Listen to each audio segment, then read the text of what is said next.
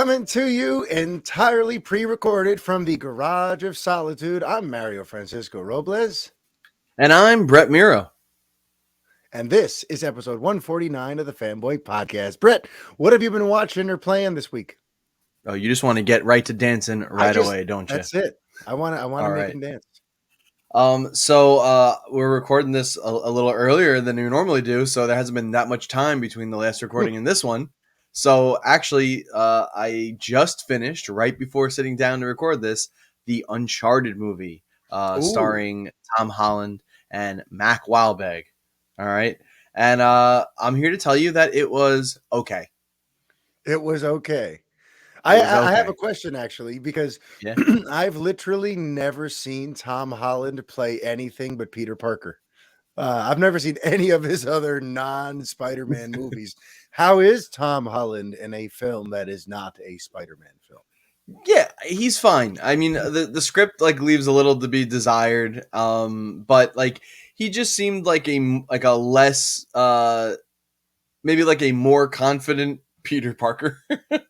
Yeah, that's what I was going to ask. He wasn't as goofy and unsure of himself. He definitely was a more a determined character, and I feel like he tried to make his voice a little deeper, kind of not a lot deeper, but stuttering. Yeah, it wasn't so. Oh my god! It was more like, oh my god! Oh crap! It was a little more. It was a little more. The range on that performance. The range on him. Let me tell you. So I mean, that's the best way to put it. So listen, the movie itself is fine. The script is not fantastic. It definitely. I'm a huge fan of the games, and it definitely pulled a little bit of lore from there's something probably a little bit pulled or modified from each game for some of the set pieces. So there were cute little nods like that. I mean, I don't know if I should. Is it a spoiler if I tell you a couple little cute little things? No, I don't know. Be aware if you want to see the movie and you want to go completely, have no idea about anything. Then I guess maybe wait and fast forward a little bit. But they had I did notice he opened a little his little trunk that he had a bunch of little trinkets in and postcards from his missing brother. And when he opened it, I saw a Naughty Dog sticker for the studio that developed the games. So I was like, okay, cool. There was also a little cameo by Nolan North, who is the voice of Nathan Drake in the games. I do know that. And he had a couple of lines and a little exchange, and it was whatever. It was all right, cool. And Mark Wahlberg, the casting for him as Sully is kind of weird. Originally, a long time ago, when this movie was in development for forever, there was a version where Mark Wahlberg was going to star in it as Nathan Drake, but now he ended up playing Sully, the mentor, in this one, and Tom Holland obviously took the Nathan Drake role. Honestly, since you are a fan of the games, is the fact that Nathan, who's supposed to be more like a Mark Wahlberg type, is played more a little skinny pipsqueak type. Does that did that upset you at all? Did that casting kind of does that throw the whole thing off? Does it change it, or did you not? I mean, it's a younger Nathan Drake. They kind of it's almost his first mission out, kind of. Not even a mission. He's not a soldier or anything. Whatever, his first adventure. So it kind of works. He's really Nathan Drake, looks wise and attitude wise, is modeled heavily off of Nathan Fillion. And funny enough, a few years back, Nathan Fillion made someone made one and he was in it, and they did a little short Uncharted short movie, and I was like, oh my god, just please make the movie with Nathan Fillion because he is Nathan Drake. That character was 100,000% modeled after him, the look and everything. He's a bigger dude, So listen, for that it works. Honestly, Mark Wahlberg cast as Sully is a bigger distraction to me. And there are actually two. There's a mid-credit scene and a post-credit scene. In the post-credit scene, Sully shows up in it, and he has the more classic look. He has grown a mustache. He has the Hawaiian shirt on, and Tom Holland ends up tossing him a cigar because in the games you always see him in a Hawaiian shirt. He's got the big mustache and he has a cigar. So they kind of threw that in. So I'm assuming they're going to make a sequel because they left it off a little cliffhanger post-credit thing. Mm-hmm. So listen, it was fun. Ruben Fleischer directed it, so he actually directed the first Venom movie, and he decided not to do Venom 2. Zombieland. And I believe he decided not to do Venom 2 to go do this. And probably the better choice. But it was just like a pretty run of the mill action flick. Okay. Some nice set pieces. It was fun. It was a fun Gotcha. little romp, but it was like Indiana Jones light. Mm-hmm. Yeah, I So mean that is kind of the charm of that series, right? You get to kind of do your Indiana Jones type of adventure game, yeah, and I should also mention, actually, I just totally forgot. I also did a few days ago watch Sonic the Hedgehog 2. Oh, So and yeah. what's the scoop on that? So the scoop is that that movie, I almost feel even more so than the first one, is it is a kids movie through and through, a kids family movie. It very much caters towards children. So it's not, don't expect like the Pixar thing where there's like a lot of great stuff for adults in it too. Yeah. Like it really is made for kids. Yeah. And that said, movie's very fun. The relationship between Sonic and Tails is actually done really well, and it's like really cute, and you actually care about them. And Idris Elba is really fun as Knuckles. Jim Carrey is Jim. Yeah, that's Carrey. my big one. Is Jim awesome? Yeah. That's all I need to know. Do I get he's wacky and silly level Jim Carrey? Okay. Yeah, I wouldn't say he's like full epic, but like he's definitely like he's doing his thing. Again, Yeah. the script is such like it's so focused on young children that like there's just not like really any nuance to anything. Everything's very on the nose and played for gags and laughs and slapsticky. There's also, and this one I won't spoil because I feel like some people still want to see Sonic. There is a really cool fan, what do you call it? Like a fan moment at the end of the movie. So like that was kind of cool. And you might expect it just based on the plot of the movie, but like it was cool to see. So a nice fun fan moment. And yeah, but overall, it was too long. It's 2 hours long. It could have been 90 minutes. It did not need to be 2 hours. There's also like, of course, because it's mixed with the real world, they have like this like kind of like small like human subplot, and it kind of hits right in the middle of the movie, and they spend way too much time on it, and it's just a bunch of slapsticky, silly stuff. Yeah. I'm sure kids will have a good time with it. And you're like, we're not here for the humans.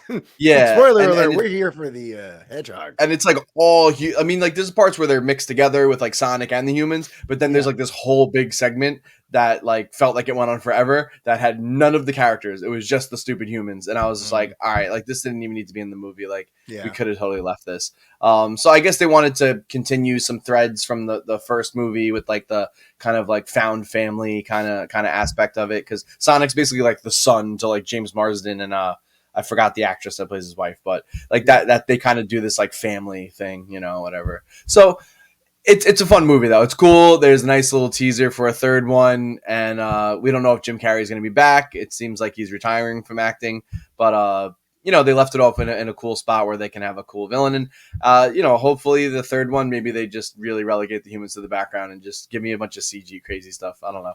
I want to see some like some of the Sonic levels or worlds make an appearance. Like it's been, you did 2 on Earth already. Now like let's get weird with it. Word. Let's go to the Green Hill Zone. I want to go to the casino, casino land or whatever it's called. Well, the town that they live in is called Green Hills, Mario. And whenever James Marsden gets a phone call, his ringtone is the Green Hill Zone music. It's that. It just does that in loop. Awesome. Which is cool, but they did that at the end of the first movie too. So I was like, "All right, you're really pushing it. You should have threw something else in there. Give me Chemical Plant Zone. That music slaps. All right, that's a deep cut. Yeah. But Mario, have you watched or seen anything great or exciting? Well, as it turns out, right before we recorded this, I saw the finale of season 5 of Better Call Saul. So now I'm halfway to being caught up. Now I got to watch season 6, but season 5 ends on like a crazy cliffhanger. No, I'm not going to spoil anything in case people are still making their way through Saul, but just so, like it ended. And then I walked here into the garage to record with you. So I'm still very much thinking about how season 5 ended. And I'm very anxious for my main characters as we go into season 6. My wife and I just gave each other a lot of what the hell's going to happen now kind of faces. So I always like when a show can do that. But most importantly, the thing that I have seen since we last recorded, well, Brett, I saw it with you. Last night, we saw Doctor Strange in the Multiverse of Madness on IMAX, which was actually pretty spectacular. Yeah. So I figure up here at the front of the show, figure we can kind of lay some non-spoiler thoughts on our listeners, and then towards the end of the show, since there's not going to be a Superman and Lois to review, since there's not a Moon Knight to chat about, we'll go long form with full spoilers on Doctor Strange 2. But for now, Brett, what did you think of Doctor Strange 2 in a non-spoiler fashion? Right. So there's a lot to love in this movie. That said, I did feel like the movie was a little all over the place. Some of the editing was quite jarring. I also should mention that it sure as hell is a Sam Raimi movie through and through, for better or for worse. You know, I mean, because if you're like a huge Sam Raimi fan, then you got a lot of Sam Raimi style, shots and just the way like scenes were like played out and like the way it was set. So you got that. So your mileage may vary depending on how big of a Sam Raimi fan you are. I really appreciated. There are a lot of horror elements to it, which like I had remember hearing about, but like I didn't expect to be so many. And I actually that was probably some of my favorite parts of the film. Were some of those horror elements, like those were done just really, really good. And it just made it give the movie a much different feel than like any other Marvel film. That said, you know, as a whole, it probably could have been cut down a little bit. It was like I think it was 2 hours. So it wasn't like 3-hour movie, but probably could have shaved a little time off that. Some of the threads I felt like kind of fell a little flat here and there with some characters. And just because they were like, there was a lot of bouncing around. There were some really cool surprises in it, which we'll talk about later. Overall, I mean, I'd probably give the film maybe like a 6 out of 10, 7 out of 10, maybe somewhere in there. If I can go a 6.5, if we're going to do decimals, maybe that's where I land. So there was a lot of stuff I liked, a lot of stuff that I was just kind of like, okay. And, I think I liked it better than the first Doctor Strange film. So what do you think? Yeah, for me, Doctor Strange and the Multiverse of Madness was a whopping pretty good. I didn't love it. I definitely didn't even come close to hating it. I was probably with it. I was enjoying it through most of it. But somewhere there along the way, as we got towards the end, I kind of just started losing the vibe a little bit. It got a little kind of silly and overblown, and there was some very kind of like obvious villain tropes going on there towards the end. Like how long? Oh, I don't want to get into spoilers. That's for later. Yeah. But there's stuff where like the villain seemingly is taking forever to finally do the one thing they've wanted to do the whole movie. And they're giving the hero more than enough time to come and try to mount a comeback to stop that thing from happening. Yeah.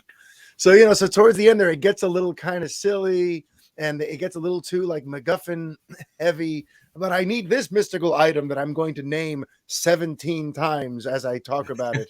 And now I need this special item that I'm going to keep mentioning over and over again so the audience remembers it also.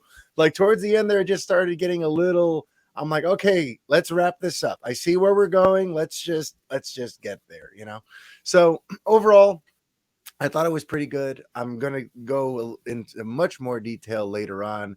But for now, honestly, I'm probably in the same range as you, like a 6 or a 7 out of 10. Probably, no, I can't hit the 7. Maybe 6.5 out of 10. Yeah. It was just a whopping pretty good. So, okay, we'll circle back to that later when we can really kind of let loose. But for now, it is time to get into your Superman on film update for May the 11th. Of 2022. This is going to be an old-fashioned one, folks, because this time around we're back to having nothing to report. I've been checking, I've been listening, I've been keeping my ears low to the ground, and there's been no further developments, no rumors that I find particularly credible or worth discussing with you in the last week or so.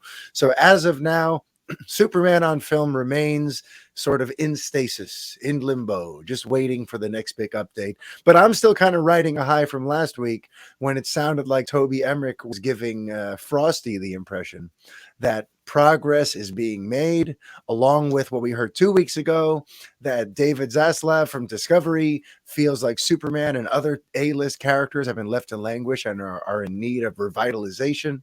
So, I'm just kind of riding the high of like something is coming down the pike. It feels sooner for once rather than later. Up until now, it's been later. So something's coming. And but for now, unfortunately, there's nothing new to discuss. But there are a couple of things in the world of DC on film that are worth discussing, including one that amazing listener Chris Roach, who had us come to the Kip Moore concert a couple weeks ago, he wanted us to chime in on this interesting little juicy rumor that arrived in the last few days. Did you hear this one, Brett? That Warner Brothers was apparently looking to replace Ezra Miller, and they were looking at that Dylan, what's his name? The guy Dylan O'Brien. Dylan O'Brien, possibly, to replace Ezra Miller. And that rumor came courtesy of Screen Geek. And even just full stop, as soon as I saw the source, I went, I'm not so sure about that. I've never, I'm like, Screen Geek, that's not, for news like this, I tend to trust the trades. Or if we're going to do a more fanboy type blog-ish, I suppose I would have, like, I thought maybe at first it was Screen Rant. I'm like, Screen Rant I might pay some attention to. Right. But honestly, comicbook.com and ones of that sort of size are the ones I listen to. Screen Geek, I'm not so sure about that. So I just, before we get into whether or not it ended up being true, do you think that do you think that they should consider recasting? Do you think that like the public relations of these last few months is going to come back to bite them on the press tour? So maybe they want to like transition away from Miller, or is it just the film's been shot, just keep them and we'll figure the rest out later? What do you think? Yeah, Brad? I mean, I think if he can stay out of trouble between now and the movie's release next, July or or no, June, right? June 23rd. It's your birthday. It's my birthday. So, I mean, we have like a whole nother year. So if he can stay out of trouble until then, I think it's fine. I think if there's like another incident or something that's like more severe than what's happened already, I think they may want to do something about that. But yeah, I mean, you're talking about reshooting like the entire movie pretty much. Yeah. And then now you have to work schedules and you have Keaton back and like, listen, they could do some horrible CGI, whatever, like Rush Job, which would not be good. We've seen that not be good in the past for lesser things, for mustaches. So now getting someone's face on there for a million scenes is going to be awkward. So I don't know Dylan O'Brien through a hole in the wall. I don't know what has he done. I don't know. Like the Teen Wolf reboot series on MTV and the Maze Runner, I think, something like that. Oh, Maze Runner. That's right. That sounds familiar. Okay. Yeah, so I really don't know him as far as like him being like a good replacement or whatever, but I don't know. I think Ezra Miller, they need to get help, and if they can stay out of trouble, I think it's fine. Leave him in, just and then maybe you can do something after the fact. If it's still like an issue or he's acting erratic or something like that. You have to imagine. I mean, like I wonder if other people have seen that on like the studio side.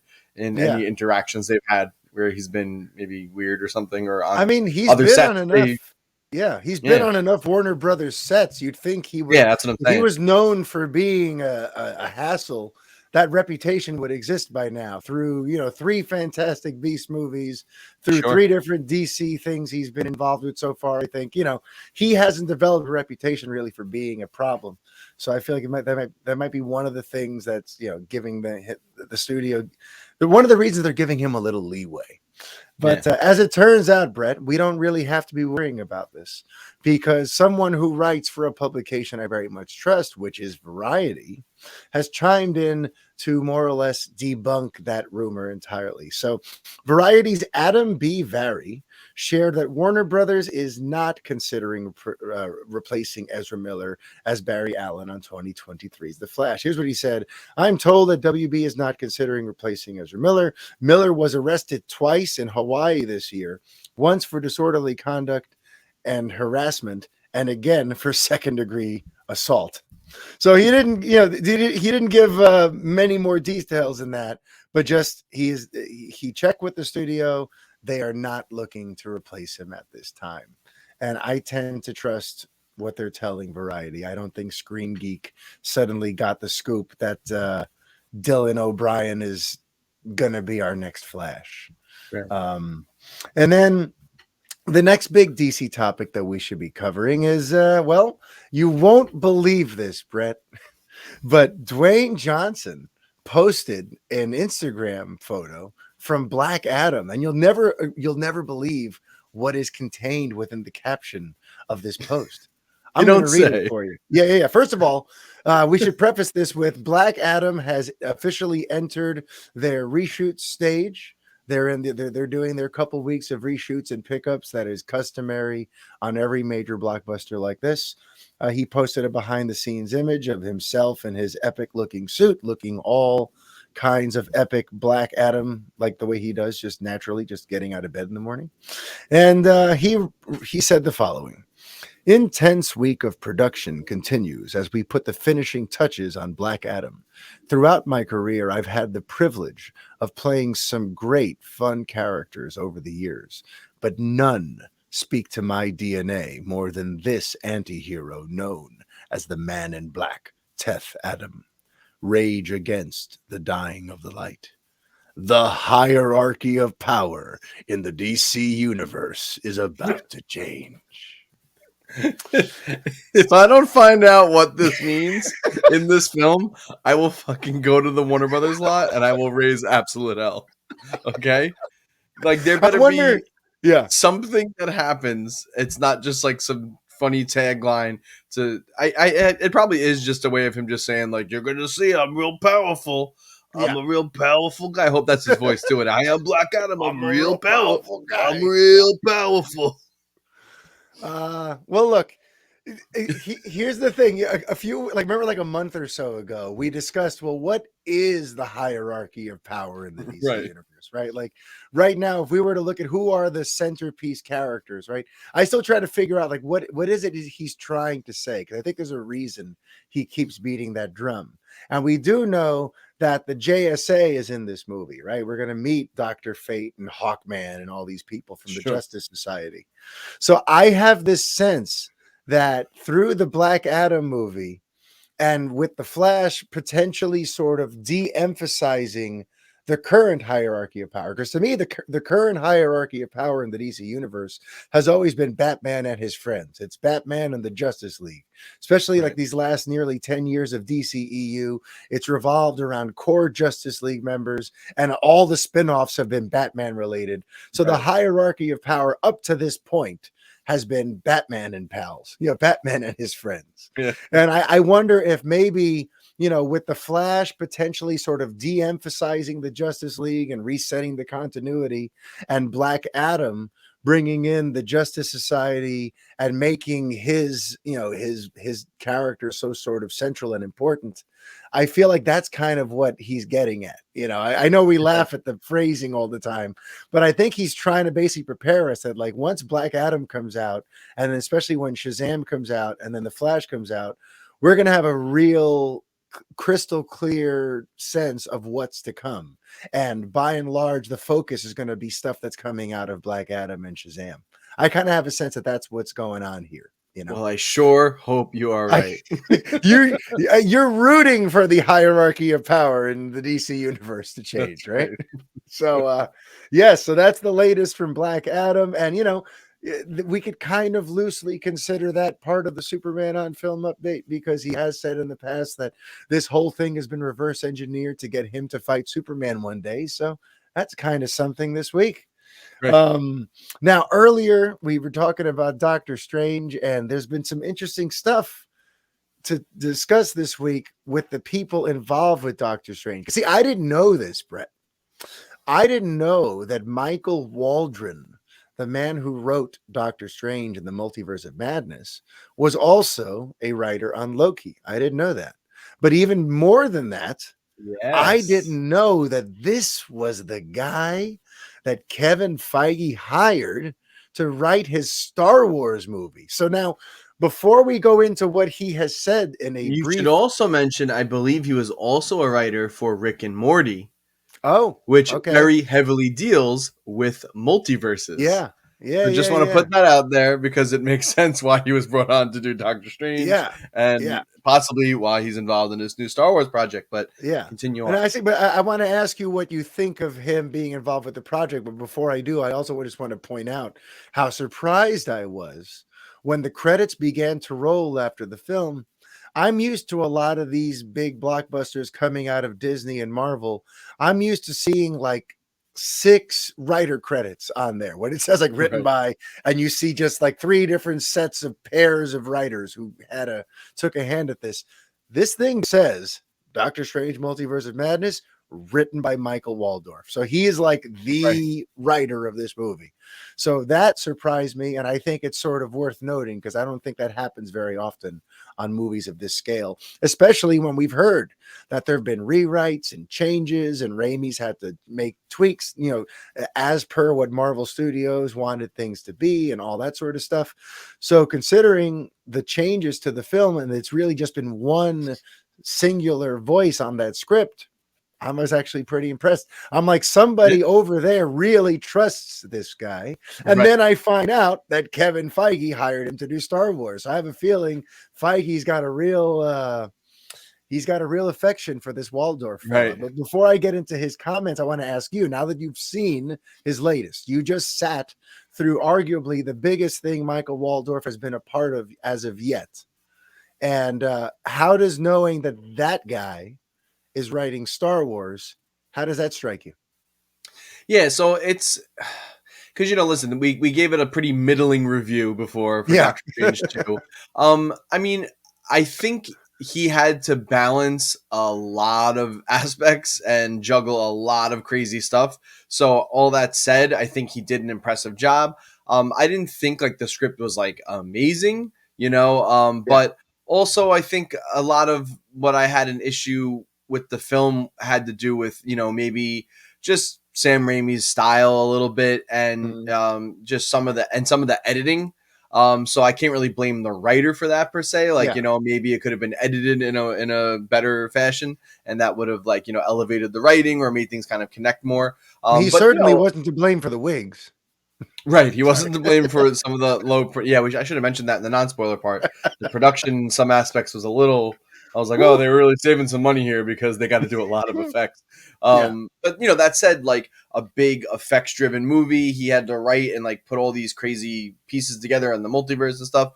I think that bodes well. He seems to obviously like enjoy it. You know what I mean? So someone that's like probably like a nice sci-fi nerd like we are, like if he's behind writing a Star Wars film, that sounds like he's my kind of guy. Okay. All right. By the way, I think I said his name a few times the incorrect way. It's Michael Waldron. And Michael Waldron recently he offered a brief update on this Star Wars movie that he's writing. And I'm trying to find it while scrolling and talking to you. So I'm sorry. Because he basically alludes to the fact that they really just finally started on it. It sounds like Doctor Strange 2 has really taken up a lot of their focus for obvious reasons. But here we go. He told Variety, "We're finally into it in earnest. I mean, I'm writing away. It's a lot of fun. I'm enjoying having the freedom on that to do something that's not necessarily a sequel or anything. It maybe has a little bit less of a... It just doesn't have a bunch of TV shows and movies that you're servicing on top of it, the way I did with Doctor Strange. So it's nice. It feels like a different exercise." So let's just discuss that for a second. That actually, that does instill a little confidence because he's right. It's got to be hard to suddenly come into what's essentially a train that left the station 14 years ago with the MCU and to try to like realize, all right, I'm doing the next chapter in this story, but it's related to all this other stuff. So I have to keep I have to service all of these masters. And it sounds like with this Kevin Feige deal, with the Star Wars movie, it sounds like they're maybe checking out some unexplored territory, a new corner of the Star Wars galaxy, something that's not necessarily Skywalker related, nothing that's not related to Poe and Rey and Finn or anything from the sequel trilogy. So I do imagine that would free up his creativity, cut off the shackles, so to speak, and allow him to just kind of explore the space, if you will. And I guess since I did like Loki, and I do think Rick and Morty is a bit of genius, then maybe I shouldn't judge him too harshly on Doctor Strange. Maybe I should give him a little vote of confidence. Because honestly, when I read the headline, I was I'm like, after seeing the movie, I'm like, this is the guy? This is the one? But I'm willing to give him a shot. I'm willing to give him a shot because who knows what he could do again when he doesn't have to service a million masters. Um, and also, by the way, I feel like Kevin Feige is kind of leveling up a little bit. I don't know why, but I noticed in the credits for Doctor Strange, I've never really seen this in most of the Marvel movies, Uh-huh. where Kevin gets like his own spotlight credit in the beginning, where now it says like Marvel Studios presents a Kevin Feige production. I'm like, he got like a big moment. I'm like, Kevin's trying to now throw his weight around a little bit. He used to Yeah. be a little more anonymous. He was that guy that like the geeks knew, and you'd see him with his baseball cap at the red carpet events. Yeah. But it seems like he's ready to kind of be like, yeah, I'm Kevin Feige. Get used I'm the to it. guy. And yeah, now I got Star Wars coming out. Now I'm like, I'm not just the Marvel guy anymore. So I Yeah. just wanted to point that out. Yeah. I was gonna say it's interesting, because like pretty much all of the Star Wars we have gotten since the Disney acquisition has been tied to something. Like Yeah. even like we were talking last week, like Obi-Wan. Yep. Like when he had that quote where he's like, well, it has to fit into even stuff that happened in the video games. So they Yeah. gotta write around that. Even the Mandalorian is still obviously linked to Luke and Ahsoka and still tied into, to that original trilogy era. Yeah. Solo, right, was attached obviously to Yep. what was going to happen in episode 4. Rogue One, was tied to that, even though Yep. that was probably had the chance to be the most separate, but it was still tied to a major event in A New Hope and still had Vader in it at the end. So I'm wondering, obviously a long time ago in a galaxy far away, we had Ryan Johnson was supposed to be working on some new trilogy of Star Wars films. This, basically the way I always thought of that was like maybe this is like the reboot, or like this is going to be the new, base for a new trilogy or something like that. And obviously, I think that's not happening anymore No. because of all the Last Jedi bullshit, and I'm sure just Disney being like like on everything. Yeah. Now you have Kevin Feige, he wanted to do this, so he's stepping into Star Wars now. He's not going to do something small. So is this the beginning of the new jumping off point for Star Wars? Is this going to define what Star Wars is? Maybe we still have all the legacy, spin-offs and things coming out, but this is going to be like the new path forward. What I was thinking is, Disney's been pushing pretty hard recently, I think, in the comics and with some novels with this High Republic era. So this is like an unexplored era. I think it takes place even before Knights of the Old Republic. So we're talking like thousands and thousands of years before anything, where they could really like, I mean, I have no doubt there's definitely going to be like a Yoda ancestor or something in there. You know what I mean? But like they could really just be detached from all of the stuff they've done before. So I wonder if this project is going to be, they haven't made any film or TV shows with that era yet. So they're investing money in comics and books. You would think, okay, they're probably going to want to like start putting this on film and get some honestly, actors on board. I mean, and honestly, that's what So I I really wonder if that's what want. they're looking at. Yeah. Yeah, I've been kind of frustrated by the Disney era of Star Wars adhering so closely to the Skywalker saga Yeah. and filling in stories that go between those episodes. To me, the big promise of having all these new filmmakers who can now step into the sandbox created by George Lucas was to see now what can they create. You have the entire Star Wars galaxy. You can go to any corner of this, explore any facet of this that speaks to you. It doesn't have to connect to anything. And I've been waiting for that. And I remember that's one of the things I loved about Mandalorian at first, that it felt like kind of completely sort of on its own. And that was the one thing that kind of like I didn't love about at the end of season 2 when Luke was there. I'm like, as much as excited as I was to see him, there was also that part of me of like, oh, so this is yet another expansion or extension of the Skywalker saga. And it's like, I'm dying for someone to come in with a creative gumption to just create something new that is unrelated to the characters we've seen so far, that is set in a different time, involving different characters, and let's just start a new thing here. And I feel like one of the best ways they could do that, like let's say Kevin Feige and Michael Waldron are thinking along the lines of like, maybe we start the next big arc, the next big story that moves us past the Skywalker saga. I feel like the way you can message that too is you call this next one, like you include episode 1 in the title. So people realize, oh, this is the start of a new story.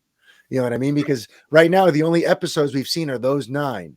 If now the next one that comes out in the opening crawl, it's episode 1, whatever this story is, I feel like that'll help message. And I think it'll be kind of cool. It'll signal that now this is the new story that we're following. This is the new mythology, So I hope it is something new.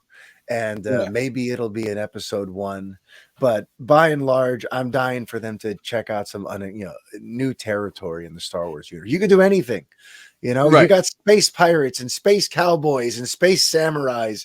Let me get that 7 Samurai Jedi movie that I've heard people talk about wanting to make.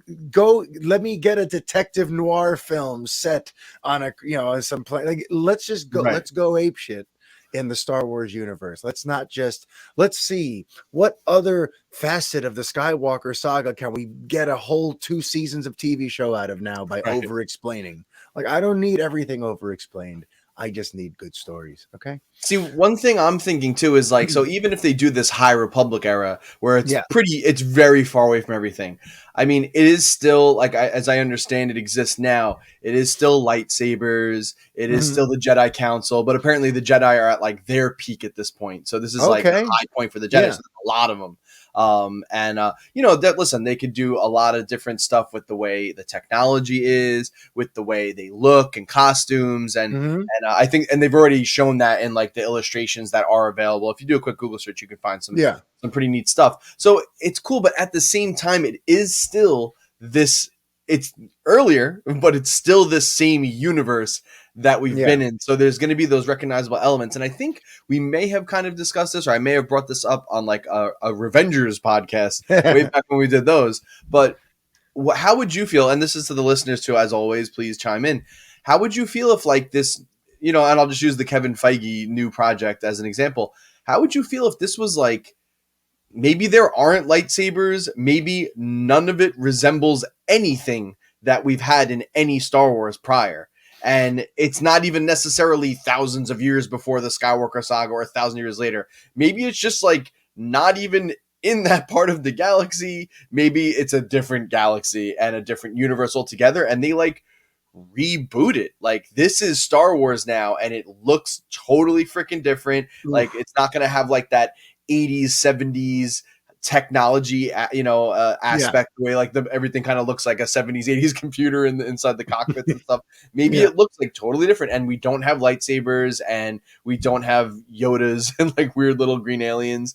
And maybe it's just something totally different that just like, this is going to be Star Wars now. This is a completely new thing. Like, how would you feel about that? See, that would be too much for me. That would be too much for me. I would not Star Wars anymore then, because it's still not in that universe. But at the same time, it's like, but everyone's complaining. Everyone's always complaining. Oh, I'm getting too much of the same shit. And it's like, I know, but I feel like, but like the High Republic might even be the same shit. You know what I mean? It just looks going to look a little different. Peak Jedi thousands of years ago, and the technology was like, I feel like you can do the things that keep it, that feel somewhat familiar, because like Lucas over those 9 episodes trained us on this lore, on what it means to be a Jedi and take on a Padawan, and the what is it? What do they call it? The theory of 2, the power of 2, whatever. Or you have the Sith, the Emperor, and like, I feel like we understand the lore, the rule of 2. Thank you. Yeah. We're like, so now just give us new characters in a different era where we kind of understand the rules, but we're seeing it, just maybe we have I don't know. I don't want to go too far into a rabbit hole here, but I feel like I would still want it to have some of those familiar elements. Just drop me into a different era when, before everything that we've seen right now, or way after everything we've seen right now. Right. But to just completely say there's no lightsabers, screw the Jedi and the Sith, and here's just a different type of intergalactic space battle story, I don't know. Is that what you're pining for, Brett? I don't know if it's what I'm pining for, but I think I'd be open to it. Yeah. Blasphemy. Yeah. Because honestly, like I liked the tone of what Rian Johnson wanted to do, like what he was doing with The Last Jedi. I didn't mind. I just didn't think it belonged in episode 8 of a 9-story thing. Like to me, it was like you should have saved that for your trilogy. But like someone with his sort of, if they wanted to take Star Wars in that direction, where it was a little more contemplative, like I talk about it all the time, but like The Last Jedi is an anti-war Star Wars movie. You know, it has a heart, it has something to say. It is more sort of thoughtful sci-fi in a way. And I would like to see the subject matter approached in the way that Rian Johnson wanted to do it. To me, that's more important than the eras and the lightsabers and things. By the way, I just did a quick Google search, and young Yoda is in the High Republic. Ah, there he is. so it's like now when you go back and it's like, okay, it's gonna be different, but it's like here's a character. But here's Yoda. He's still around, and now he's young Yoda, so he's different Yoda. Like so, like, is it gonna feel that different? Even you know what I mean? Like, yeah, it won't. If they do that, if Yoda's walking around, and we're hearing someone do that Frank Oz voice, it's gonna feel like, oh, here's another sort of Skywalker. I don't know. Let's see what happens, I guess, right? Let's see what happens. Yeah. But look, while Waldron is working on his Star Wars movie, Sam Raimi is dropping teases that make me excited. I know, Brett, I know you're not a Dark Man person. I don't even think I know what this is. Oh, wow. Okay, see, this is your homework, Brett. Liam Neeson in the early 90s, possibly very late 80s, did a Sam Raimi dark, stressful superhero story where he gets like he's working on this skin replacement for people who have burns and people who have diseases, and he's working on making the synthetic skin, and somehow he gets on the wrong side of like a mobster, and they come and they blow up his lab, and a lot of his face and body gets melted off, and he has to make skin for this. Doesn't sound like a very good you're not selling me right now. I'm not selling this. It's skin and fire. He plays this dark, crazy superhero called Dark Man. Okay. And he has to stay in the dark because the skin doesn't last too long in the light. I'm screwing this up, but Dark Man's really good. Trust me. And it's Sam Raimi, it's Liam Neeson, and somebody look at a trailer. It'll sell you better. But all right. Either way, Dark Man has always been one of my favorites, right? And I remember like a month ago, Liam Neeson was asked about it. Liam Neeson was asked, like, with all these legacy sequels and stuff happening lately and people returning to old sort of iconic roles they played, would you consider doing a Dark Man sequel? And Liam Neeson said he would certainly like to read the script. He'd be very interested in reading the script for a Dark Man sequel that would involve his character. So that piqued my interest a month ago. But I thought, it's Liam Neeson. He'll do anything. Have you seen his filmography in the last 10 or 15 years? He'll look at any. We could write a script this week, and Liam, that sounds rather interesting. So the plot thickened this week, though, because while outdoing press for Doctor Strange, Sam Raimi was asked about Dark Man, and here's what he said. Yes, Universal is talking about a Dark Man sequel. There's a producer attached. I haven't heard the story yet or gone into it. I've been so busy with Doctor Strange, but I think it's cool. And he also said that he would love it if Liam would come back, obviously. So that, just for me, that excites me. And if you saw Dark Man, you'd be excited too, because it's about the skin and it burns off. Anyway, I guess I'd have to have thick skin. But yes, so am I the only Dark Man fan? Or if you also love Dark Man, tweet at me about it. You're the guy. It's you. You're the one. We have this one audience, the audience of one, and we're going to give him a legacy sequel. But now, before we get to our Doctor Strange spoiler discussion, why don't Yes. you go ahead and talk to us about the latest stuff out of this Gotham Knights video game, Brett Miro? Alrighty, so the developers of Arkham Origins, WB Montreal, have been working on a new game called Gotham Knights. It was revealed a few years ago. It was supposed to come out, I think, maybe last year. It got delayed, as everything did because of the pandemic. But today, May 10th, as when we're recording this, there was new gameplay released. And basically, this game, best way to kind of set the frame for it. So it is actually not continuing off the Arkham series. It's kind of its own, I guess, like universe. But it is a universe in which Batman has been killed. Supposedly, I guess that is kind of where they're going from. So the game features Robin, our Tim Drake Robin, Nightwing Dick Grayson, Jason Todd as Red Hood, and Barbara Gordon as Batgirl. So you can play as one of the four characters. It also features 2-player co-op, and they showed more gameplay today. So the gameplay looks very much like Arkham Knight and the Arkham series. So if you're into that fighting style, it very much was giving me those vibes.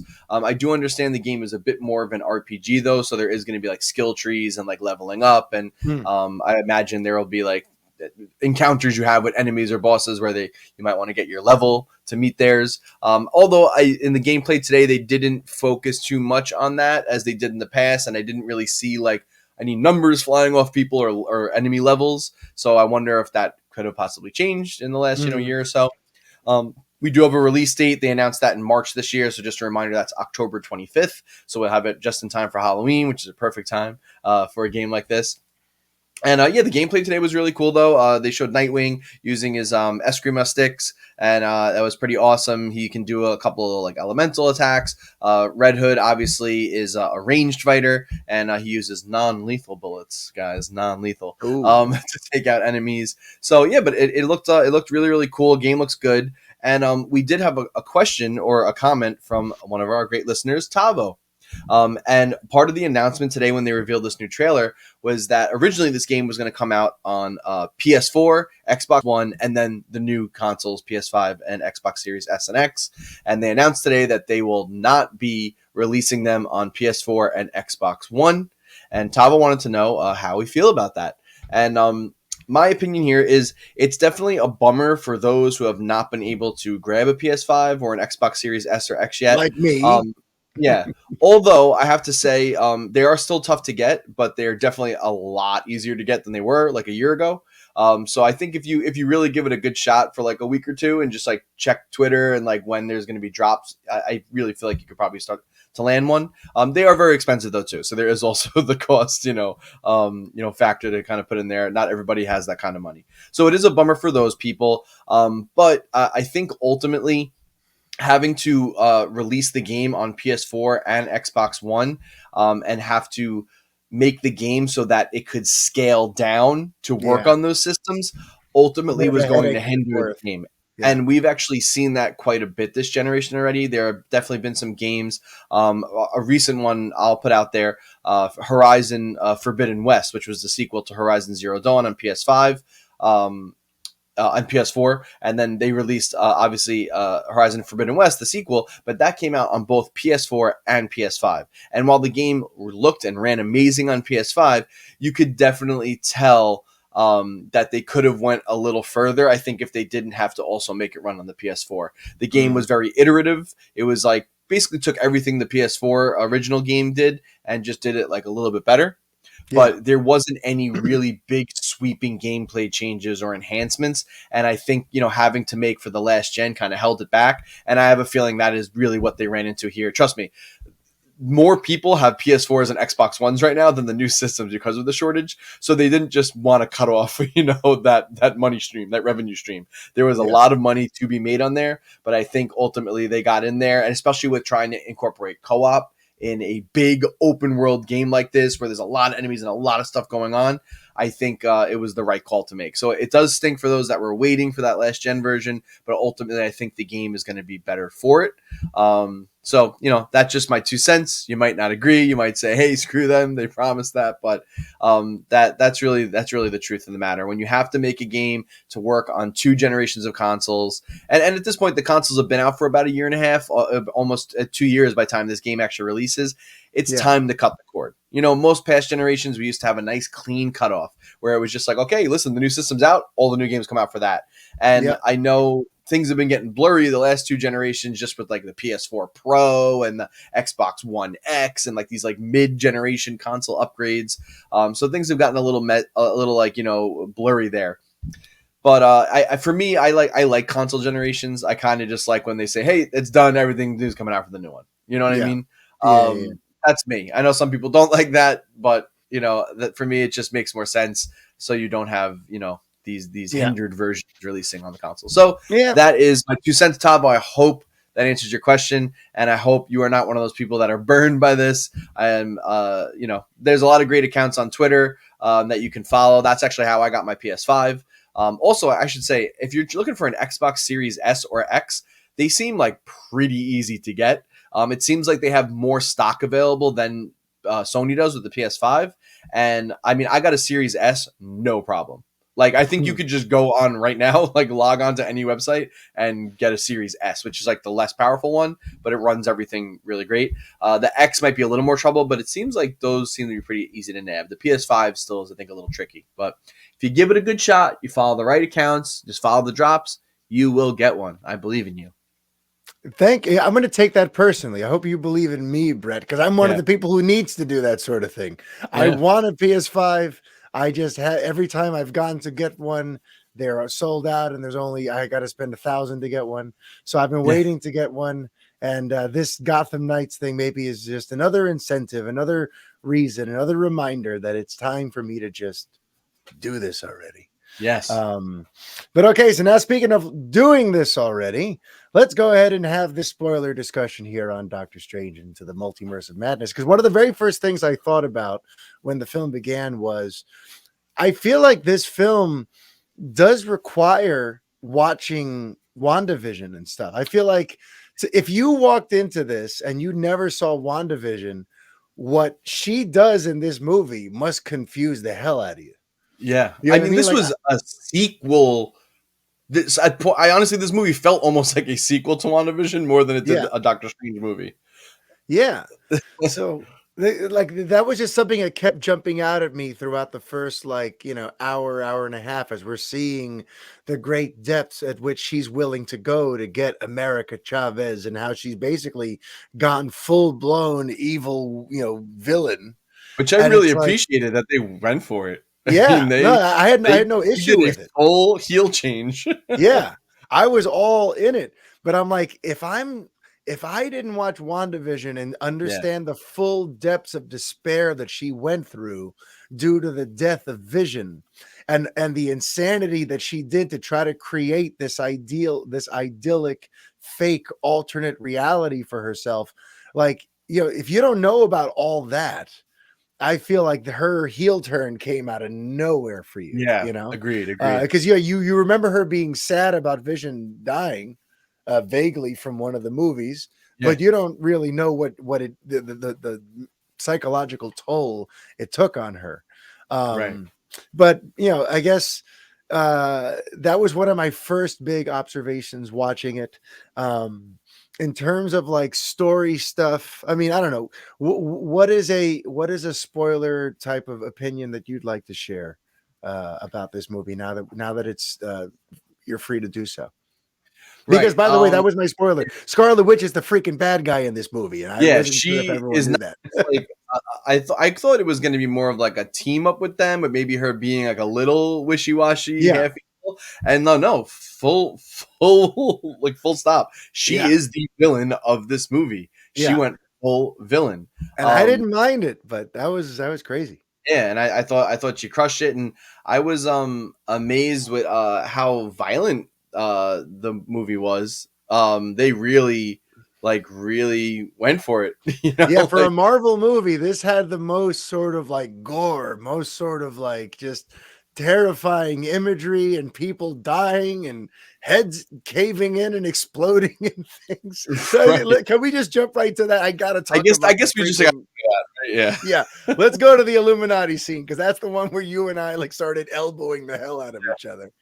Because like, okay, when I saw the silhouette for Agent Carter, I smiled because I'm like, okay, we knew she was coming. She was kind of teased in the trailer. There was like in the more recent like TV spotter trailer, there was like a shot, and I was like, oh, that's totally. Yeah. And longtime listeners of this here podcast heard me. This is a scoop confirmation. I announced on this show like a year and a half ago that she was going to be in the film. So seeing her, I was like happy about that. I love Haley Atwell too. Oh, Haley Atwell. Yes. Throw the shield at me. Okay. Yes. And then as we started going around the room, though, when I saw Black Bolt, first of all, I love Anson Mount from Hell on Wheels, that actor. And now he's in some Star Trek show. And I know he's having a real good time there. I know he had a real bad time on the Inhumans because I know that they were setting up this whole Inhumans universe. And then they just kind of said, screw it, never mind. I don't know if you remember all that stuff. There was like a weird thing with Marvel TV. He was on the TV show? Yeah. He played Black Bolt in the Inhumans or in Agents of S.H.I.E.L.D. or whatever. I never watched the Inhumans because it was supposed to be an abomination. So, that's even cooler that they cast him. That made it even cooler. Yeah. So when I saw they got Anson Mount back as Black Bolt, I'm like, oh, now we get to see. I was just like, oh shit, they put Black Bolt in it. I was like, awesome. Like I recognized the character, but then there was the person next to him that I didn't really care one bit about. But then as we went to the other side of the room and they said, and the smartest man in the world, and Reed Richards shows up and it's John Krasinski. I mean, I freaked the hell out. Yeah, you and me were like elbowing each other, like broke each other's rib cages. I'm so glad that didn't get ruined for me. Yes, like that was a legit, oh my God moment, for me. And for you, but it's like, it's one of those things that almost feels too good to be true. Because for years, people have been pointing out, whoa, John Krasinski would make for a great Reed Richards. And he's really sort of aged into that role perfectly. Right. And he's married to an ideal Sue Storm in Emily Blunt.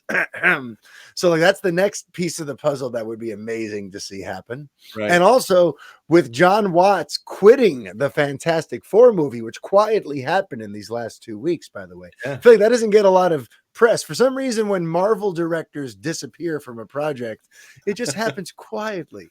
But when a DC director, there's some sort of controversy, it's like, oh my God. DC's and it's crazy though, because John Watts directed 3 Spider-Man movies. Let's not forget. Like he wasn't just like on for one movie. Like he was a big part of the MCU, so to speak. I'm out. I've done too much of this. I'm burnt out. I gotta go. But with him stepping out, right?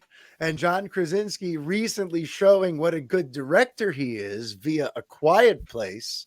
I'm like, maybe we go the route of having him direct it and star in it and have Emily Blunt in it. I don't know if I'm just putting too many eggs in the Krasinski basket. But as a The Office fan who knows that he's got the goods, who loves him as an actor, who loves him as a writer and a director, as someone who just, and I know that he came close in the past. He was one of the people in the running to play Captain America before they went with Chris Evans. That's right. So I'm just happy to see him now. He made it into this world, and I'm super pumped. He's good in Jack Ryan too on Amazon Prime. I only watched the first season, but he was very good in that. Yeah, and he's he can be an action star. He's an action guy. Yeah. He really can. I buy it. But then. So I should mention this just, to give a little context respect. The character that you saw that you didn't care about right away, I believe that was Monica Rambeau as the Captain Marvel. No, I know who that was. No, there was a dude sitting next to Black Bolt who I didn't recognize from a hole in the wall and didn't seem to factor in. Or was that? Are you thinking of Marvel? What's his face? The Doctor Strange rival guy. Was it just him sitting there? No, not Baron Mordo. Unless maybe I just didn't recognize Captain Marvel at first, and then I when think she you took didn't the recognize mask Captain off. Marvel at first, yeah. Okay, Which was a then cool that's nod, probably it. just because Monica Rambeau obviously was in the Captain Marvel movie with Brie Larson, and then we found out in WandaVision that because time had passed, she had passed away of cancer, and her daughter got some powers at the end of WandaVision. So we know in the movies, in the Miss Marvel coming out, it's going to be her daughter with Miss Marvel, Kamala Khan, and Brie Larson for the Marvels. That film coming out, but it was cool to see Monica Rambeau in there because she's like a fan favorite Captain Marvel character in the comics. That's what it was. You know what it was? When they first showed her face with the mask on, I didn't recognize her. So I'm like, who the hell's that? And I think that was my first impression that stuck with me. But you're right. Once she takes the mask, I'm like, oh, they're going with the Monica Rambeau Captain Marvel. I see what's going on. But then the big one was, I mean, Krasinski as Reed Richard was the big one. Krasinski was the big one. but honestly, though, even though we knew Patrick Stewart was in it because they had his voice in the trailer, right? I did not expect to see him in the yellow wheelchair. He was in the full 90s X-Men animated cartoon, complete with down the to the music, suit, the tie, and then the and then he just rolled out, and I was like, this is the greatest thing ever. It's happening to me again. I don't know if the camera could pick it up. It sees my burn from Mother's Day cooking, but nice. I don't know if I've got legit crazy goosebumps when I heard the that gave me chills when it played that. I was like, that was for the old. That was for all the olds in the audience. That was for us. The old in the audience, and it was such a cool way to like bring everything full circle. Like now, we know this version of Xavier is essentially like the live action extension of that Professor Xavier. He has that chair, that music as his entrance. And it's like, there's so many 90s babies who flipped the hell out during that moment. And we were I mean, down to even the hand motions. He did the point when you did the and then they even did the effect with the little rings. They like literally like did everything about it was from the show, but it also implies. Well, this implies a lot of things. So because another universe, but there's a universe out there where there are X-Men. Yes, is what we just learned, and there's a universe out there where the Fantastic Four exist. Yes, because as of right now, we don't know that they exist in Earth 616. But they exist in that one. Yeah. So I wonder if like when they start introducing the X-Men and the Fantastic Four, if they put them in Earth 616, or maybe they do keep like a whole separate universe for some of the other properties and branch off that way and say, hey, this universe is this heroes are there. Because it's going to be hard to like if the Fantastic Four, Reed Richards, has to get transported to Earth 616. He's real smart, so like he's not just gonna be like stuck there. Like he'll find a way to get back out to his own universe. So I wonder if they do that and they make like a whole nother Earth and offshoot, and that has a whole different set of heroes, and they could kind of branch it off like that. I would be down. I'd be down for that. Also, let's talk about the Fantastic Four, the John Krasinski suit. Wasn't wild about it. Yes, what do you think? Yeah, I thought the suit looked the suit was a little underwhelming. It didn't seem to fit him too right. He's got a really long torso, but it looked like the belt line was like above his belly button, and like it didn't sit quite right on him. It looked kind of like a last minute. We have this suit from an old concept in the back of the studio lot. Can you fit in this, John? And I wonder though too, because we did hear that there were reshoots and things that kind of got overhauled, and I wonder if like was he always included, or was that something they decided on sort of late in the game? Right. And maybe that's one of the reasons John Hamm left. It's like I'm trying to reboot Fantastic Four here, but now you're kind of like letting John Watts, not John Hamm. John Hamm, sorry. John Watts. John Watts. Yeah, imagine. Yes. Let's get John Hamm involved too. Why not? I was like, John Hamm. I was like, maybe John Watts was like, listen, you blew the load on the Fantastic Four here. That was going to be my thing, and now you've already like I don't know, right? But I wonder if that might have been one of the things that was thrown in there late in the game, because that costume definitely didn't seem like the most well-conceived, well-thought-out costume of them all. But real quick about Xavier too. One thing that I liked, about bringing him back, that it wasn't just empty fan service.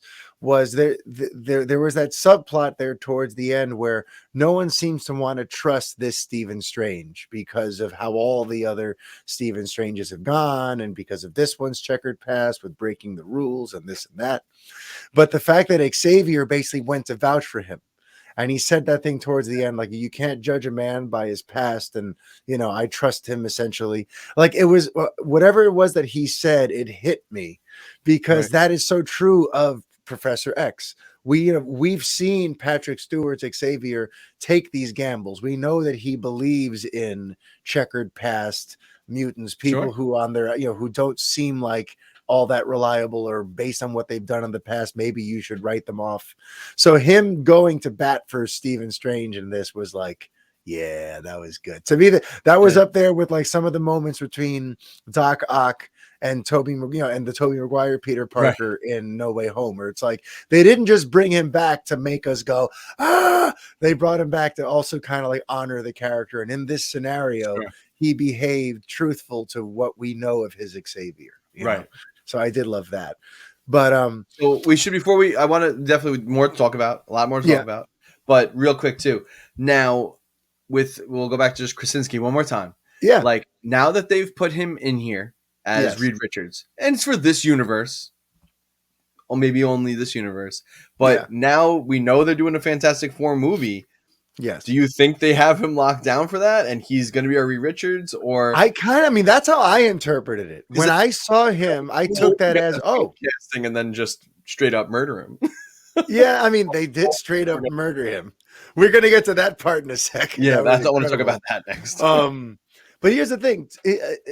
Excuse me if I'm wrong, but in the Marvel universe, it seems like every variant is played by the same actor. Oh no, but as I said it, I realized I was lying, because in Loki, he met variants who were all the Lokis Tom Hiddleston. Yeah. So I was gonna say, like, hasn't Marvel pretty much said that, like, given the impression that the same actor always plays him? But I guess they could, in theory, say that the John Krasinski Reed Richards was just one variant and still give us a different actor. But then I think they would piss everyone off, because everyone really wanted Krasinski as Richards. Yeah. If you're going to give him to us for just what amounted to like under 10 minutes, then go to hell with that. Yeah. So I interpreted it as this is the start of his run as Reed Richards, and when we finally get his movie, we'll learn more about him, and that version got killed off, but we know there's a million versions of these, so that doesn't necessarily ruin me. But now, since we're talking about them dying, and speaking of like things that were kept a surprise, things that were not spoiled for me, thank goodness, was that in the middle of this movie, it becomes like the Suicide Squad, where like we're going to introduce you to like 5 heroes, and then we're going to show them all dying one by one over the next few minutes. I did not see that coming. I did not see that coming, and I couldn't believe Marvel okayed that. Yes. Like, okay, crazy. The first one. Okay, she covers Black Bolt. She takes away Black Bolt's mouth. She does the Matrix thing. Where they get rid of the mouth. And he tries to scream, and when he does, the back of his head like explodes and implodes, and just starts like sagging, and he just dies. Then, I mean, the Reed Richard one where she just turns him into a bunch of little like rubber strings, like she shredded him apart. And then like I think like imploded his head or like burst his head. Yeah, that was so sick and dark and crazy. Yeah. And then she just drops a giant statue on Captain Marvel. She snaps Professor Xavier. Professor X almost gets through to save Wanda from the Scarlet Witch. Mm-hmm. And then, she does and she comes out like crazy demon bent style and just snaps his neck and he dies. And I was wondering too, while they're in this space, I wonder, are they going to acknowledge the reality where she's Magneto's daughter? Because remember, Magneto and Quicksilver are Magneto's kids in certain, in the X-Men continuity. So I'm like, I wonder if they're going to acknowledge that, but they didn't. But speaking of things I thought that we'll get to later, things I thought they were going to acknowledge but didn't. Right. But for now, when we're talking about all the Illuminati being introduced and then killed off one by one, was there anything else about that you wanted to comment on? No, I just I thought it was like super cool that they had them, and then they also had like all the Ultron drone servants. yes, which was cool. So then honestly, then this does sort of give way into the things I thought that they were going to acknowledge but didn't, because there was some stuff from Marvel's What If that to me just seemed like naturally would be leading into this, or that they were trying to get us to believe was going to be part of this by showing those Ultron robots. Look, on the Marvel What If animated stuff, in the one where Ultron is, what if Ultron wins in that episode, he takes on Vision's body. He gets that sort of invincible form. He kills Thanos, puts on the Infinity Gauntlet. Right. So you're getting spoilers for that too, everyone. But he basically, but by the end of that, he's able to break through into wherever it is that the Watcher is able to watch all of the different existing multiverses. And What If sort of ends on this cliffhanger of like this super powered, super intelligent, godlike Ultron who now has the power to travel from multiverse to multiverse. So when they showed the Ultron robots, me having seen that, I'm naturally thinking, oh, we're going to meet Super Ultron at some point in the middle of this. Right. And that literally never amounted to anything, aside from there just being some robots that vaguely resemble him. Then, same thing with the dark, crazy Doctor Strange that we meet towards the end, the final variant, when our Steven meets that Steven in the trailers and just in his appearance and in the way the incursion that's happening on his world, he very much looks like the Doctor Strange from What If. And in that one, instead of breaking his hands, he's in the car with Christine and she dies. So he basically goes insane trying to create a reality where she lives and going and like basically like messing with time and doing all this kind of stuff. And he has to learn all this dark magic, and he has to absorb all these powers of all these demonic entities. And he eventually ends up this crazy, dark, powerful wizard. And he's like destroyed himself and like the world along the way. So I'm like, oh, wow. So now we're seeing him in live action. But then as the scene wears on, he references Christine asking him, are you happy? And he's like, Christine asked me that at her wedding. I'm like, oh, so on this guy's Earth, she just got married also. Right. So it's not the death in the car. He's not that Doctor Strange at all. And he really did all this because she married someone other than him. Right. Like, I don't know. To me, like, it suddenly made the whole thing kind of like, but why go? How does that help the movie? You know what I mean? Yeah. Like, it could have just been like I don't know. That to me, it felt like almost like what happened with WandaVision, where like they brought back the Aaron Peters Quicksilver to give us the impression something was going to happen. And then they called him Philip Boner and it ended up just being a joke. There was stuff here where they were like trying to misdirect us into thinking that the Marvel What If stuff was going to factor in a lot more than it actually ended up doing, and I just didn't quite get that decision. That just kind of irked me. But all right, can I talk to you about what I hated about the end of that movie? Yeah, please.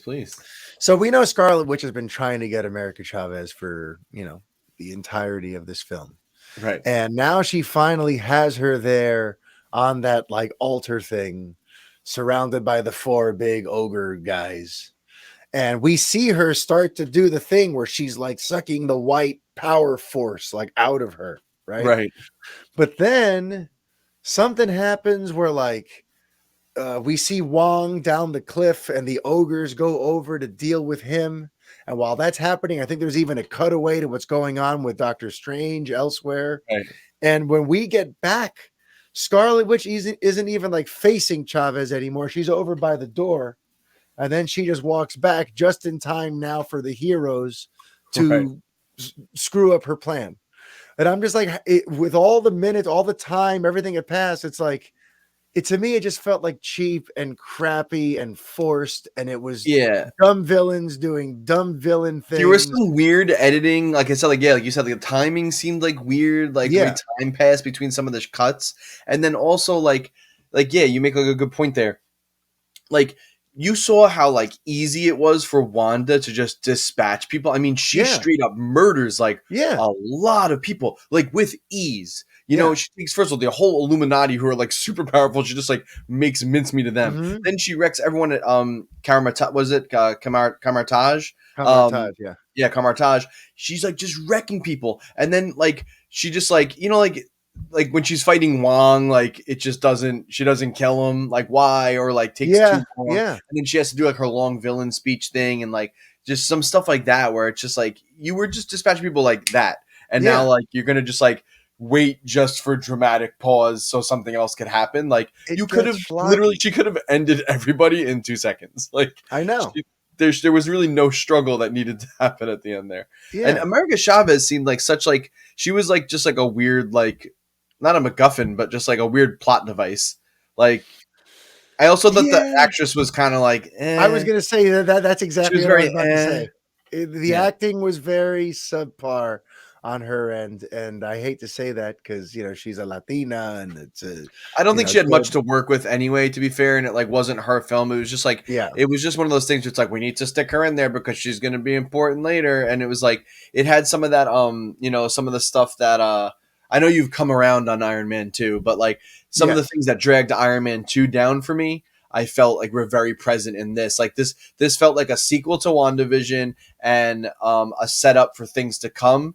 And Doctor Strange just happened to kind of be in the middle of it. It didn't necessarily even feel like his movie. He was just there. Like it almost felt like how he was in No Way Home, but like he like it was he had a little more screen time. Yeah, like she was the main hero. She was the main person we had to be worried about through most of it, right? Yeah, pretty much. Yeah. And it was just I mean, by the way, we should just talk real quick. I loved that scene when they were falling through the multiverse with all like the like, rapid changes. I thought that was tremendous. Every time they did that, every time we got a chance to rapid fire see a bunch of different Earths and then they land on like I love all that stuff. It was very, very cool. Like, the visuals were stunning in the movie. You know what I mean? Aside from, and I alluded to this earlier, right? But like especially in the first, like, I want to say the first like third of the movie, it was very obvious, like when they were on like a back lot or like on sets and like the lighting just wasn't good. And like, it also seemed like, to me, it felt like there were a lot of scenes where like the actors definitely weren't acting with each other. Like they were definitely like acting by themselves, and then it was edited in with like green screen. Like just some of the way the shots were cut, I was like, I don't think they filmed the scene together. And if you felt it, like it was stilted. Some of the dialogue, like there was that part on the rooftop, like early on in the film, and that like I was like, this, it's like not even lit well. It reminded me of in the theatrical cut of Justice League. You remember the scene with Batman and like how bad that rooftop looked, and it looked like really like, corny, like someone built. And all the colors are just artificially boosted. It just looks weird. School, like movie set, like a play set, like for a theatrical high school theatrical production. Yeah, like I got that a lot in this. And like we said, the wigs were pretty awful. Throughout. See, I can't help but feel like it's like a weird Raimi-ism. Raimi, like, since he comes from like smaller, low budget movies, like I've noticed that in his films, he likes when they look a little sort of hyper stylized and not necessarily the most beautiful and perfect. Like I remember that was one of the things that was interesting about like the transition from Spider-Man 1 to 2. Like in Spider-Man 1, you got the sense that he was being very by the books. He was being he turned in a very sort of safe studio superhero movie. But in 2, when he kind of was given a little more leeway now that he had this massive hit and he could bring some of his Evil Dead type stuff to it, that's where you had the quirky stuff of like Peter Parker walking in slow motion with glasses and raindrops keep falling on my head, and like weird close-ups of the scientists in the lab when Dr. Octopus's arms is killing them and they're looking directly into the camera, and it kind of like breaks the fourth wall and all, like when Raimi's left to his own devices, he likes when things look a little like weird and garish and over stylized. I mean, that was like very in this movie, but I also wondering, I just think the effects budget was probably through the roof, and they were like, they had to cut somewhere. Yeah. Well, actually, you mentioned something really quick. We should talk about too. How cool was it when Wanda broke the fourth wall? Yeah, when she when she took over, she dream walked into the other Wanda, and then she looks at the camera like, yeah, and then she looked at us, and I was like, oh, that was a nice little touch. It was very cool. And also like I was gonna say like quick the cape, Doctor Strange's cape, very much like. I kind of like that it operates independently, but it very much started to feel like the magic carpet from Aladdin. Like it was a little too Disney slapsticky in this. And it was like, I thought that in the first one though too. And it didn't look good either, CG wise. Yeah. Something that I thought that like they were going to mention that I thought was kind of cool, but then ultimately didn't get any kind of play, is that when he gets the hole in the cape, and they have him there at the Illuminati sort of headquarters or whatever. When he gets it back, they mention that they patched it. You notice it's blue fabric. Yes. And we saw that on that Earth, Doctor Strange had a blue cape, not a red cape.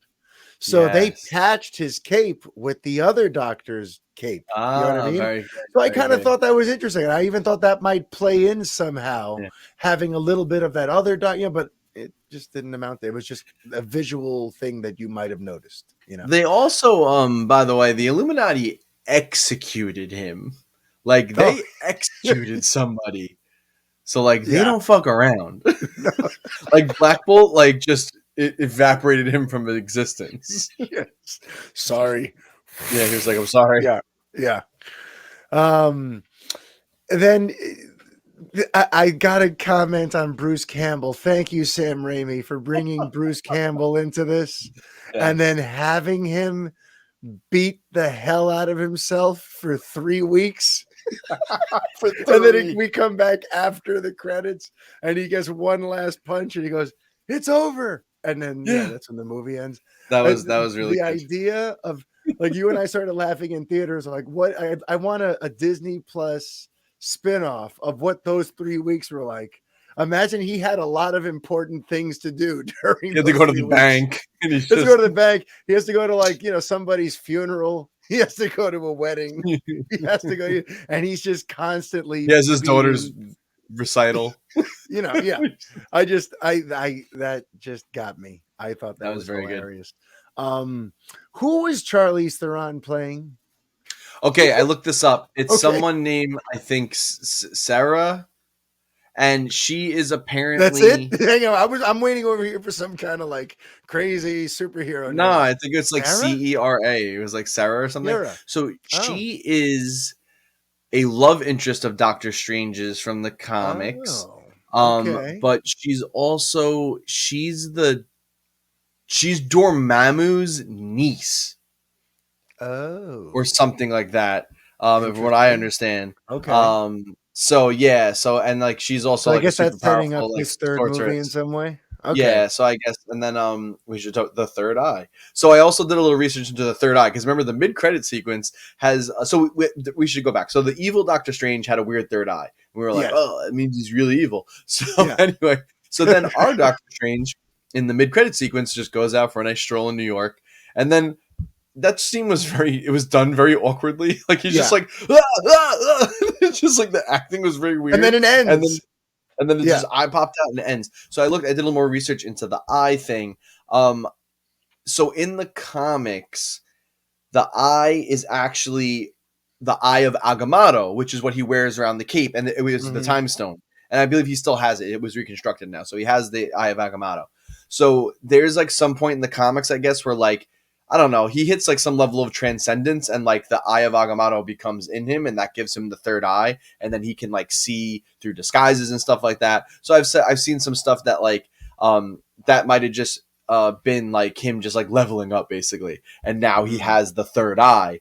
But also in this one, it appears to be different that he got the third eye from using the Darkhold. not from the Eye of Agamotto. So it could just be like a little change they made just for the films or whatever. Yeah. But someone mentioned that it could be important because if they do indeed move towards like the Secret Wars and the Skrulls, which like I think, you know, they've introduced the Skrulls. So like Captain I Marvel. would think they're going to do some shit with that now. That could be very important because he will be able to see through the imposters with the third eye. So I don't think, because I was concerned if it meant he was turning evil, and I don't think that's the case. I just think he has like a new power, and like the stone, like the power of the Eye of Agamotto or the Darkhold is now like in him, and he just has like a new power. That's kind of what it is. It was very weird and jarring, though, like not explained. And I guess I'll have to wait, you know. So where does this leave you with anticipation for a Doctor Strange 3? Are you looking forward to it, and are you hoping Raimi returns for it? Yeah, so it looks like when Sarah or whatever it is, I think it's Sarah, showed up. Like when Charlize Theron showed up, she cut like a space-time hole, and then she was like, "You gotta help me stop this incursion." And he was just like, "I don't know who you are, but okay, fine." And like he was just very ready to go do that with the stranger. So I thought that was kind of weird too. But anyway, well, it's Charlize Theron, dude. Yeah, he's like, "Oh, Charlize Theron, all right, I'm in." So they're gonna go stop an incursion. So it looks like his next adventure will still involve the multiverse. So I think that's like a fun thing if they do all the really wacky, crazy shit. And Doctor Strange is the wacky, crazy shit guy.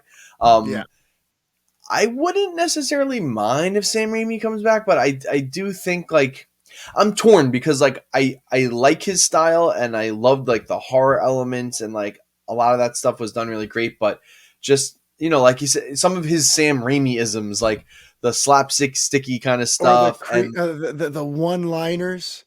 I mean, Rachel McAdams probably had to go take a shower right after she filmed the line, "I'm going to send you back to hell," as she shot one of the demonic things. Like, the he definitely brings a certain amount of like schlock and cheese, which I'm surprised. And that's like his thing. It is like that's his thing. But like they would just linger on the one-liners too long, and there were a lot of like weird lingering shots with people like looking like just too long, like off screen, like just like have one of those like moments where they're like pensive. But then like it should have been like 2 seconds and then cut, but then they left it there for like 4 seconds, and like even the actor looked uncomfortable. Like, do I just keep holding my face and looking this way? Like it really like read that way. So like I feel like if they could pull some of that back, because like tonally it kind of just felt off. Unfortunately, we don't want every Marvel movie to be the formula and the same. We complain about that all the time, but the fact is, it is a part of this big shared thing, and there needs to be a little tonal consistency. If they pulled away some of that schlocky stuff and just kept the horror elements in, I think it really could have stood out and been different in a good way, but still fit in with like just the way the rest of the movies kind of go. But I think some of the stuff was like it was a little too much. So I don't know. So like I wouldn't mind seeing him back, but I think they got to like rein in some of that stuff a little bit. Rein in the Raimi. Rein in the Raimi. But maybe you don't rein in the Raimi, and then you because then why do you even have Sam Raimi? Yeah, that's true. And we should just talk to the final thing, and then we should probably wrap this up. But Scarlet Witch at the end looks like she killed herself, but we don't see a body. So that's always the golden rule in movies. We didn't see a body. We just saw her get crushed by rocks. Yeah, and she's also like a eldritch god. So at this point, so like, do you think she's done? Like she's dead? There's no more Scarlet Witch? Do you think that was like the end of her storyline? I have a feeling like at the end of whatever this next big arc is, whatever their next end game level event is, I think she may show up as like a Deus Ex Machina there, as like some, you know what I mean? Like as someone there to help the good guys win and redeem her in some way. I feel like we're probably not going to see her anymore for a while, but she's going to reappear in some big key strategic moment to kind of redeem her actions from this movie. I don't think they're going to have her go out as a villain.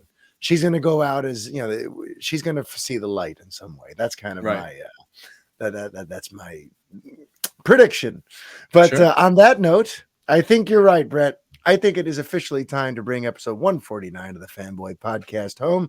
If you would like to have a question or topic covered on this show any time in the future, please be sure to email thefanboypodcast@gmail.com. And if you're looking for Brett and I over on the Twitter, I am at Superman on Film, and Brett is at Super BrettCon.